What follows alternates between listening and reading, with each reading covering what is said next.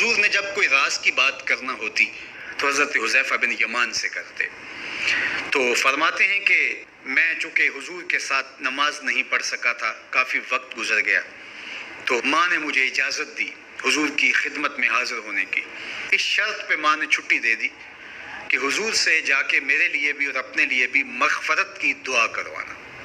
چونکہ صحابہ کی شدید آرزو ہوتی تھی کہ حضور کے ہاتھ اٹھ جائیں. انہیں پتہ تھا کہ یہ ہاتھ اٹھ جائے تو باب اجابت تک پہنچتے ہیں، پھر خالی نہیں موڑے جاتے.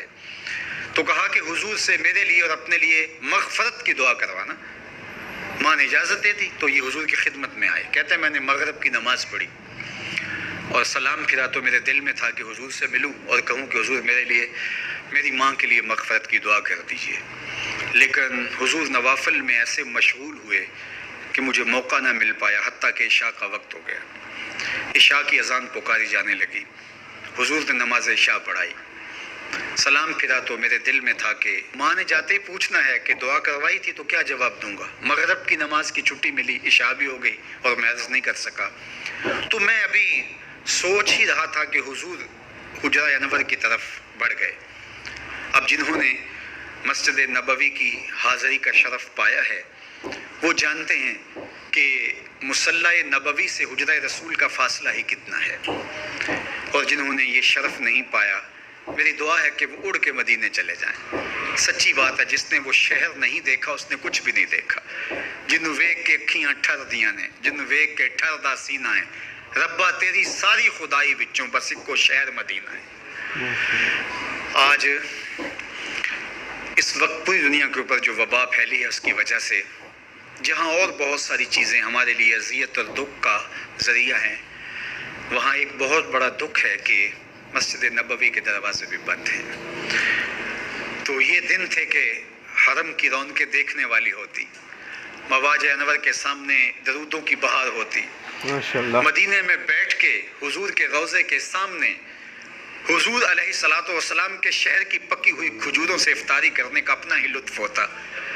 آج مدینے کے لوگ بھی ترس رہے ہیں. بچپن سے لڑکپن تک اور لڑکپن سے جوانی تک اور جوانی سے بڑھاپے تک 80 سال عمر ہو گئی، جنہوں نے رمضان المبارک کا روزہ مسجد نبوی سے باہر کبھی کھولا ہی نہیں، آج اپنے گھروں کی چھتوں پہ کھڑے ہو کے میناروں کو دیکھتے اور چیخیں مار رہے ہیں.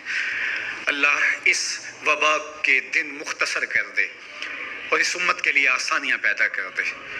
تو حضور علیہ السلام اٹھے مصلی انور سے اور اپنے حجرہ انور کی طرف چل پڑے.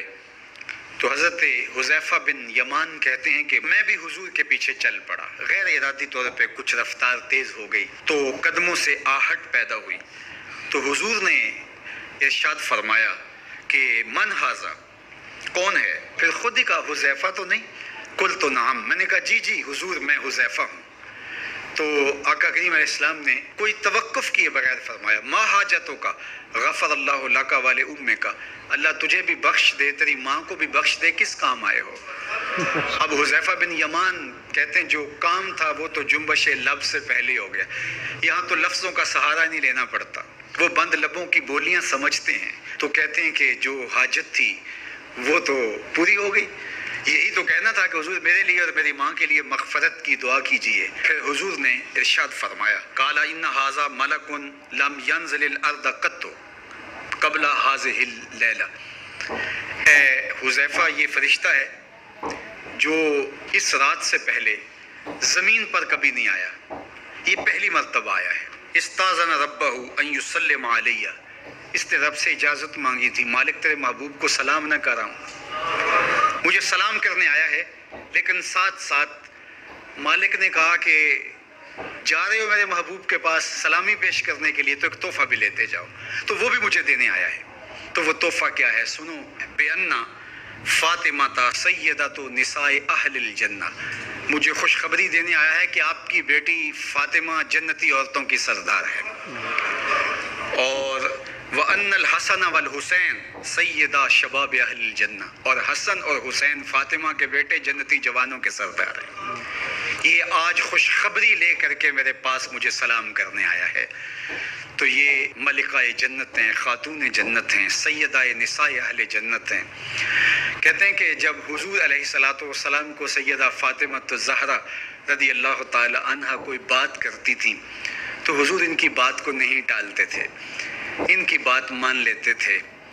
تو آج ہم سیدہ فاطمہ الزہرا رضی اللہ تعالی عنہا کی وساطت سے حضور کی بارگاہ میں استغاثہ پیش کرتے ہیں کہ اس امت مرحوم پہ اللہ سے رحم کی خیرات مانگیں اور اللہ میرے وطن کی خیر کرے، امن، رحمت اور کرم نوازیوں کے اجالے اور نور